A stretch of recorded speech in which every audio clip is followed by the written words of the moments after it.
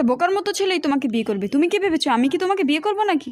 আহসান, আর আহসানের সত্যিকারের ভালোবাসা তো আমি, আর ও শুধুমাত্র আমাকেই বিয়ে করবে। আমি তো নিজের পায়ে দাঁড়াতে চেয়েছিলাম শুধু তোমার জন্য। আচ্ছা তুমি বলো, কেউ কি কোনোদিন কোনো ল্যাংড়া মেয়েকে বিয়ে করতে চাইবে? বোকা মেয়ে। তুমি কি আমাকে বিয়ে করবে? যদি তুমি আমাকে বিয়ে করো তাহলে যা চাবে তাই পাবে। বিয়ের বদলে আমার পাউরুটি চাই। আচ্ছা ঠিক আছে, আমি বিয়ে করতে রাজি। বোকা আর ল্যাংড়া একসাথে একটা অদ্ভুত জুটি। চলো আমরা যে বিয়ে করে আসি। ম্যাডাম আপনি কি ওনার অতীত চেক করে দেখবেন না? ও যদি বোকা সেজে আপনার সব সম্পত্তি খেয়ে ফেলতে চায়? না, দরকার নেই। সে অনেক ভালো কিন্তু বোকা। তুমি অনেক মিষ্টি আর অনেক ভালো, তাই আমি তোমাকে পছন্দ করি।